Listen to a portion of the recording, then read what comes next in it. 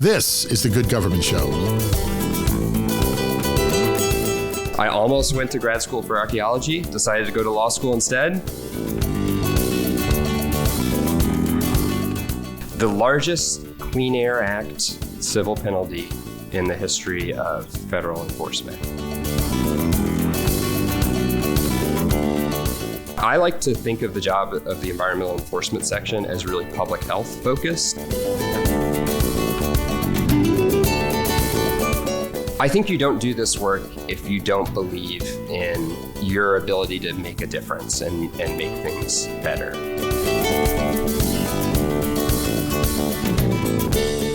People are doing this work because they really care about the mission, whatever agency they're at. They're doing it because they care about the mission and believe in it.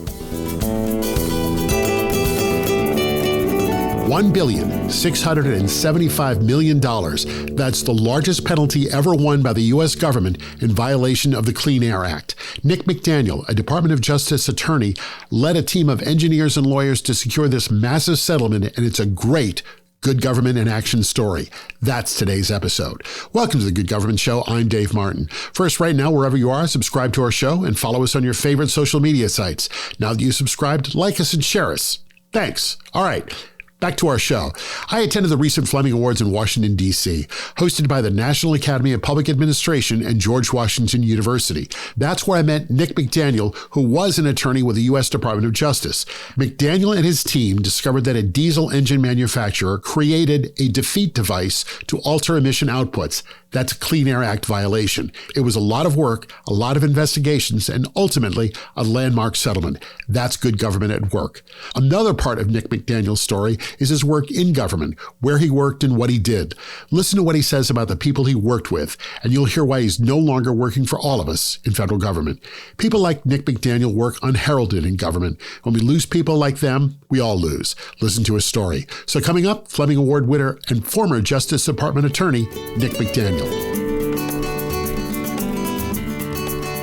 The Good Government Show is sponsored by Our. That's O-U-R for Our Community. Get involved. We hear that all the time from government leaders. Our co-brands with your government's name and logo. Your staff and the people you serve are connected and part of your community. From any device, your members provide reliable data and meaningful feedback. Ask a question like, do we want more parkland or better homeless services? More engaged conversations come through the Our app. Visit Ourco, that's OURCO.com, and book a demonstration. Once you wrap up this episode of The Good Government Show, give a listen to our friends over at Good News for Lefties. This daily podcast highlights news stories that show there's more good news out there. Other people in government are really trying to do the right thing. That's Good News for Lefties. Listen where you're listening now. Welcome to the Good Government Show. I'm happy to have as my guest Nick McDaniel, who is one of the Flemming Award winners of the 76th Annual Flemming Awards. Congratulations on your award and welcome to the show. Thanks for having me. We were just, before we turn the mics on, I'm going to have you introduce yourself, your titles, and where you've been. Sure. Thank you. So I'm currently an attorney, a shareholder at the firm Babs Calland. I left the Department of Justice earlier this year. Before, when I was at DOJ, I was a senior attorney in the Environment and Natural Resources Division in the Environmental Enforcement section. And what does all that mean? Let's start with the Environment and Natural Resources Division at DOJ. The tagline for ENRD is, we're the nation's environmental lawyer. Okay. So we are DOJ attorneys who, when something with the environment comes up and the United States needs an attorney, ENRD are the folks that handle it. So I was specifically in the enforcement section, which means I was doing civil environmental enforcement, oftentimes working with EPA. So when there's some sort of compliance issue, non-compliance with the Clean Air Act, the Clean Water Act, some other pollution law or regulations, then EPA engages in some enforcement or investigation, and then they bring in DOJ. And we either litigate it or we work on some sort of settled resolution. And what got you interested in this line of work? Well, Funny story. That. Yeah. So I was an anthropology major in undergrad, and my focus was archaeology. Of course. I almost went to grad school for archaeology, decided to go to law school instead. Did you go out and do some digs? And did that? I would have liked to do that, actually. Okay. That would have been great. Like in a perfect world, sliding doors moment, maybe I'd be like on some dig site in South America right now. Or South America? But that didn't happen. That's not how it worked. I decided to go to law school instead, and the land use piece of it, this is the real answer, and it is true. The archaeology, I was very interested in archaeology, but I was also interested in the land use issues that come up on that side of things, and historic preservation and environmental issues when it comes to development. And so that led me to focus more on environmental law, which I did in law school, and then followed that career path out of law school. So the reason why you're here is because you are receiving a Flemming Award for work you did in the Department of Justice in environmental enforcement. As I understand it, and I'm going to have you explain it better, you won the largest clean air settlement in the history of the U.S. government? The largest Clean Air Act civil penalty in the history of federal enforcement. Yes. So what did your investigation discover, and what's the case? Sure. I'll talk as much as I can about it, since it is a case that I worked on when I was at DOJ. Although you're no longer at DOJ. I'm no longer at DOJ, but I still have to be careful about privilege and confidentiality and settlement, confidential communications and all that. Before though, so I'm getting this award. It's really great. I'm really proud about it and really proud of the work that I did.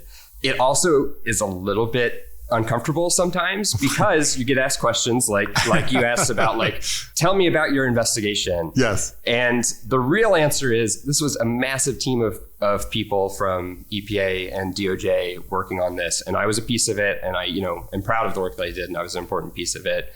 But I want to specifically call out Randy Stone, who was another DOJ attorney who retired this past year, who was a mentor for me throughout the course of my career at DOJ, and also was a real big driver in the Cummins case too. So, all right, with that caveat that I was a piece, it was a big team, yes, proud of what I did, but lots of other people did amazing work on it.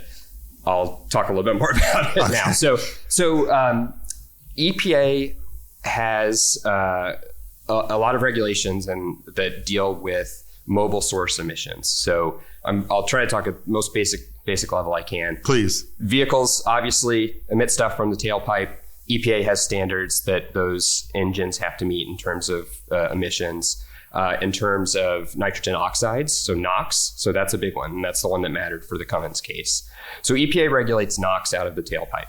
There have been, over the course of the last decade or longer, enforcement actions against engine manufacturers who have skirted certification requirements for engine emissions. So when a new engine is going on the market for model year or whatever, they have to get certified by EPA. And that means it goes through a testing process where they have to look at what's coming out the tailpipe, make sure the pollution is at levels that it's supposed to be at. And you're learning all this on the fly. And I'm learning all this on the fly. And I'm not an expert in it, and I'm not an expert in like any of this stuff. But when you're a lawyer, you have to pretend you're an expert. Please tell me you take the metro every day to work and you don't even own a car.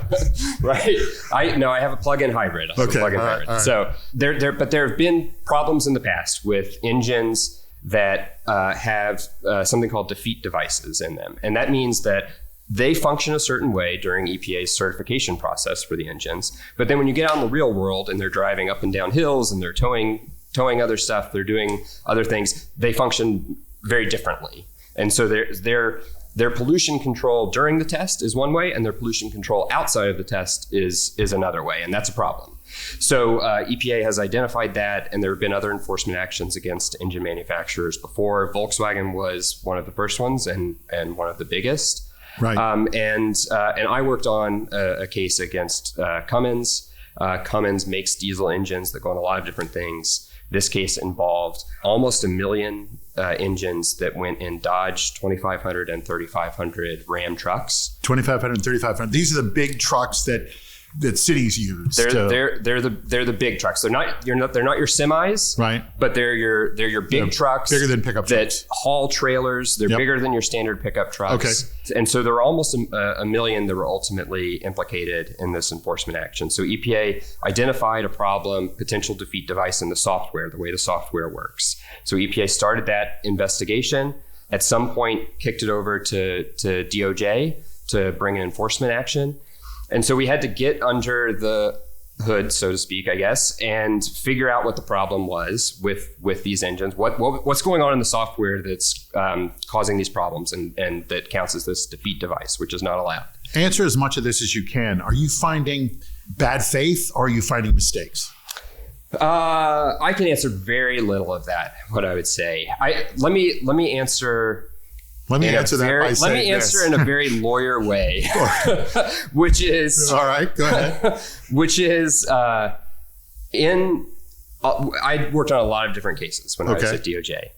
I would say more often than not, you are finding not necessarily bad faith, not necessarily how I describe it as mustache twirling villains. You know, you're not, more often than not, that's not what you're finding.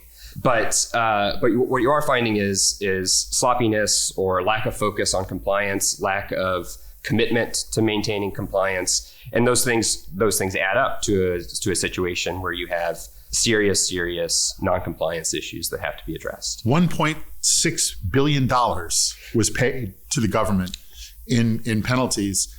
This is the biggest ever. This is a huge case. It's a very big number. It's a very big number. And what does that say, that number? So, well, I would say that it signals how important deterrence is, probably, is the way to think about it. And I think you can look at how these cases have progressed since Volkswagen. There have been others since then. A few years ago, during the first Trump administration, there was an enforcement action against Daimler and Mercedes. And I think that penalty, it was hundreds of millions of dollars. And so you've seen a progression of larger and larger numbers that get to be that way because deterrence is important and the industry needs to know that compliance is important. What's important about the work that you did for the government to secure this payout? So here's what I'm most proud of when it comes to this case, I think, because it's true that compliance with the law is important, and I'm proud of the work we did to ensure future compliance for this defendant and for the next defendant that might come down the line that needs to know about the deterrence factor of what we were looking at. But what we did as part of the settlement as well was require mitigation projects to mitigate the excess emissions that happened over the course of the almost a decade that these engines were on the road. So what that means is we worked with scientists who could estimate the excess emissions, the excess NOx emissions, and also take one little bit of a step back. NOx is coming out of these tailpipes. Why does that matter? NOx is bad because it mixes with VOCs and other things in the air, and then it forms ozone or smog. So think about before EPA started regulating vehicle emissions, decades ago, and how bad of a problem smog was in certain areas. NOx is a part of that. So NOx is a big piece of that. So that's why we care about it in the first place. If you hadn't, if these, I think, what are they called? Defeat devices weren't there, and this was just left unchecked, what would happen? Well, if the defeat devices weren't there, then we wouldn't have a compliance issue. But I mean, what would that mean to the environment? If the defeat devices weren't there, then emissions would be lower. So I guess that's the point. If there weren't defeat devices, emissions out the tailpipe, NOx emissions, would be lower. And that's what we looked at. So that's what we looked at as part of our investigation and part of our negotiations in the case, is we looked at, okay, in an alternative reality where there was compliance, where we didn't have a compliance issue, what would the NOx emissions have been then? And they would have been lower. Okay, what were they in the real world when we did have a compliance issue? And they were higher. Now let's figure out what that difference is. Like how many tons of excess NOx emissions happened in this case because of the non-compliance? And so we looked at that, we figured out what we thought that number was, and then the settlement requires locomotive projects that reduce NOx emissions from locomotives. So as part of the settlement, Cummins will replace engines from old locomotives that are high NOx emitting engines and put in more efficient and lower emitting engines. And they'll also do some electrification and other things in switch yards, which will reduce emissions in switch yards. And that's also important because switch yards are where, all your trains come together, and you're loading and unloading things, and often in industrial areas, often in poorer areas as well. And so it was important to require some of these projects to reduce emissions in switch yards, because you could really have a direct benefit and lower pollution in areas that are overburdened by pollution already and disadvantaged in other ways. And so that was an important part of the settlement and something that I'm very proud of. How cleaner have you made the air? Some. A little bit. It goes back a little bit to the to what I tried to say at the beginning, which is I'm a piece of this. Lots of other people are still at DOJ. My former colleagues are still at DOJ in the environmental enforcement section, doing this work, doing amazing work, finding it hard to do some of this work. And I'm very proud of making an impact in cases that I did. I think I did make a real tangible impact. I have other cases that I'm proud of too. I like to think of the job of the environmental enforcement section as really public health focused. Okay. Environment's in the name, and we do care about impacts to the environment, obviously. But lots of times what that really means is improving people's public health outcomes. Because if you have, in this case, if you have smog being created, that's going to cause more asthma and give people respiratory problems. If you have a sewer system that's out of compliance and discharging raw sewage to the street or to the waterways, that's going to cause health impacts for people and children who come in contact with the raw sewage. And so what you're motivated by in doing that work is really a big part of it is improving public health outcomes. And so I have many cases that are much, much smaller cases. They don't have a big number that starts with a B. That, Okay. But it's incremental. I mean, every little thing helps, right? Every little thing helps. And some of the most rewarding cases that I worked on are smaller scale cases, but cases that you can, when you're done with it, you can really see, okay, those illegal discharges are no longer happening. The people that might have been in danger from those illegal discharges are now in less danger from that. The excess lead emissions from this facility are now lower. The kids in the community who had been exposed and maybe have high lead exposure have a little bit less lead exposure. What motivates you and your team to do this? Working in government, especially now, can't be easy. What keeps you going? I think you don't do this work if you don't believe in your ability to make a difference and make things better. I think that if you talk to, I'll just focus on the Environment and Natural Resources Division where I came from. If you just talk to all the attorneys in ENRD, I think every single one would say they believe they're making a difference, and that's what gets them out of bed in the morning and gets them to the office. And at a place like ENRD, you get to work on really high impact stuff and high profile stuff. So there's really no other place when it comes to environmental law in the public service that I think you get to really make a difference, get to help people, work on high impact stuff, really challenging stuff, and with incredible attorneys. All right, that was the easy part. Okay. Are you ready for the hard part? Let's do it. It was called the War to End All Wars, but it didn't. 3 royal cousins, all kings, one from England, one from Germany, and one from Russia, blundered their way into a war, a completely avoidable war that left millions dead in the trenches across Europe. Good Government Show executive producer Jim Ludlow details the blunders, mistakes, and bluster that started World War I that didn't end all wars. The book, The Royal Cousins, details the events and creates an alternative history. Imagine if World War I never happened. It didn't have to. Just read it yourself. Download the book today on Amazon. It's just 99 cents and a timely look at history. After you get done with this episode, hear more good government stories with our friends at How to Really Run a City. Former mayors Kasim Reed of Atlanta and Michael Nutter of Philadelphia, and their co-host, journalist and author Larry Platt, talk with guests and other mayors about how to really get stuff done in cities around the nation. Check them out where you're listening now or through their nonprofit news site, thephiladelphiacitizen.org/podcasts. All right. Nick McDaniel, former attorney with the Department of Justice, Environmental Enforcement. I think you said 11 years of justice? 11 years. 11 years of justice. What's good government? Define it. So I can't speak to the politics and policy making side. So I'm gonna. I hope this isn't too much of a cop out. Stay in your world. Stay in your world. That's fine. Yeah, I'm gonna. It'll be a slight cop out, but not a full. When you stood in court, you said, I represent the government. Exactly. Yeah, that's true. Okay. That's true. All right. I think good government, from the perspective of a former, DOJ attorney.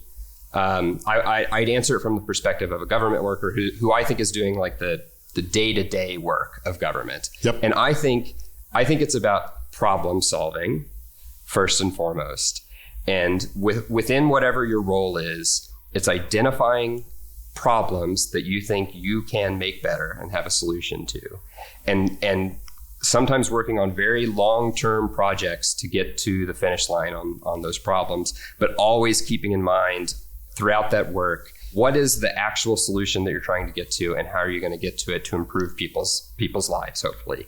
And I would also say a part of that is expertise. When I was at DOJ, I'm relying on subject matter experts at EPA, at the Interior Department, scientists, technical experts, chemists, health experts. They're really the ones who have to drive what the solution's going to be. And so you really need to empower the people that are the subject matter experts to get to the finish line, which is solving whatever problem you're looking at the time. So instead of a machete in one hand, traipsing through the jungles at a Mayan site, what drew you to public service and who inspires you? So I did decide to go to law school instead of grad school for archaeology. All right. I was a kid from Kentucky who had the opportunity to go to an Ivy League law school. And I felt really lucky to have that opportunity and really privileged to have that opportunity. And I felt that if I didn't do something with it that tried to make an impact and make a difference, that I would be really squandering that opportunity. So, that's how I felt when I Did you always see yourself in public service? Did you always feel I don't know like if I thought about it. I don't know if I thought about it. I think it was around that time of coming out of college and going to law school that I even got to the point where I could think big enough picture about where I saw myself and what I was going to do. But I knew I wanted to do something where I could make an impact. I felt like I had the opportunity to do that. I had an externship with the Department of Justice when I was in law school, and I worked with Addie Fisk and Don Frankel, two amazing DOJ attorneys when I was in law school. And I was sold. I thought that seemed like the right place to be. Amazing attorneys. I'm repeating myself a little bit, but amazing attorneys doing great work, high impact stuff, and improving people's lives. And so that's where I set my focus, and that's where I was able to get to. You've talked about the huge team behind you that helped you win a Flemming Award. What would you like people to know about the people who are in government? People who aren't in government, what should they know about the people who work in government, your colleagues? Yeah, I would like people to know that people are doing this work because they really care about the mission. Whatever agency they're at, they're doing it because they care about the mission and believe in it. It's not pointy-headed bureaucrats pushing paper around and waiting to clock out at the end of the day. It's people who really are passionate about the work that they're doing. And I think that there's been a loss of faith in institutions and a loss of faith in some of the government work that's being done. And I would want people to know that the actual real life people that are doing this work care so much about the work that they're doing.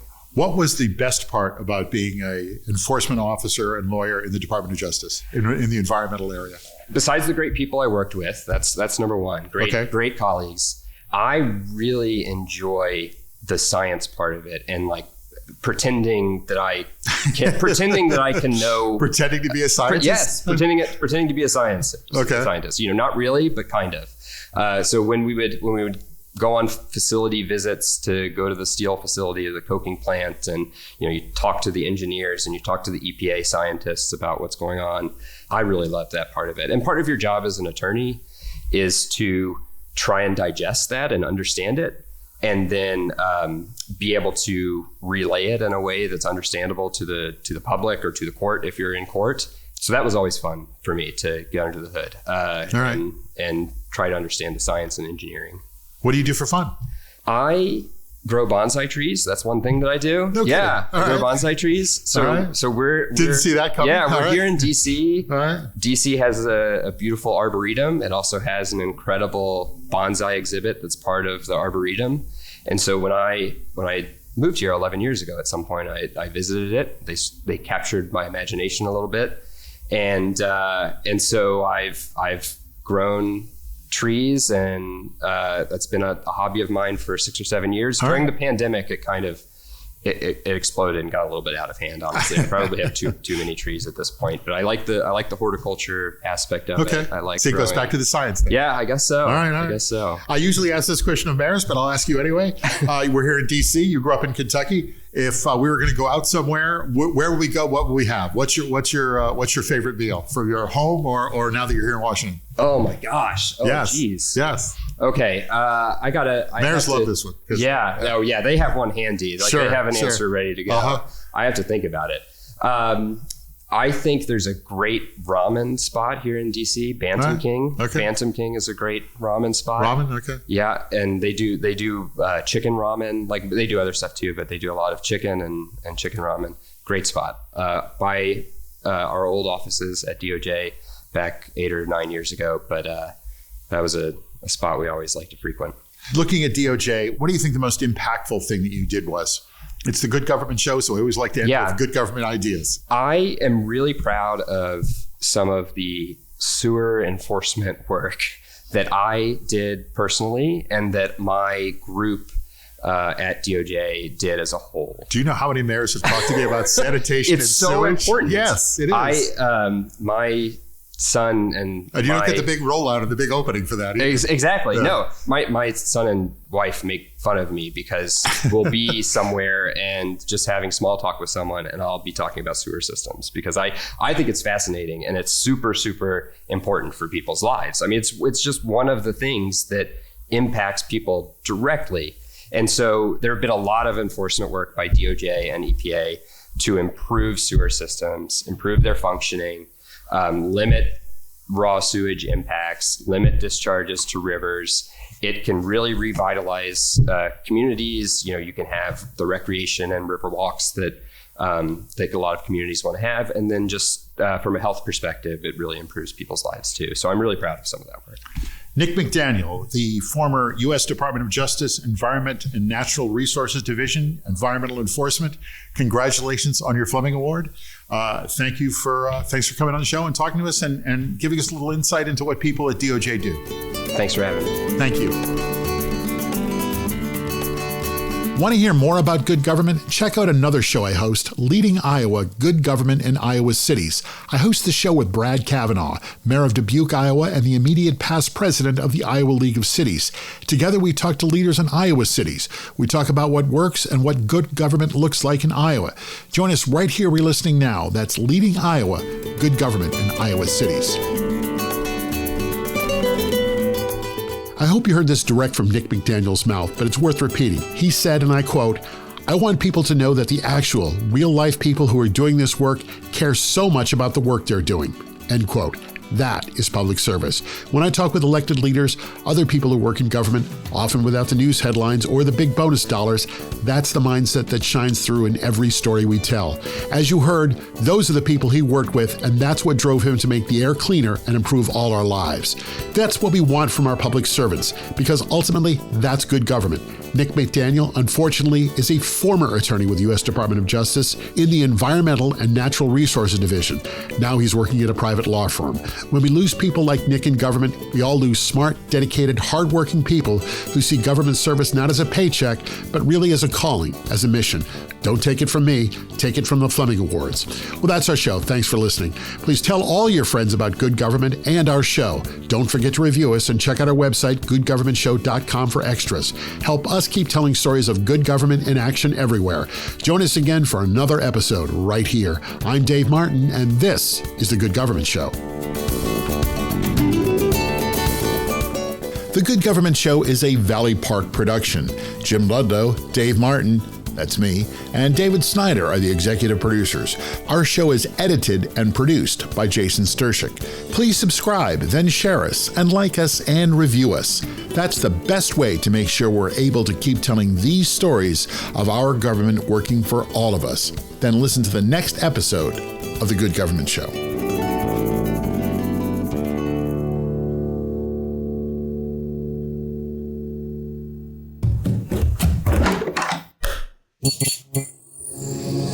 This podcast is part of the Democracy Group.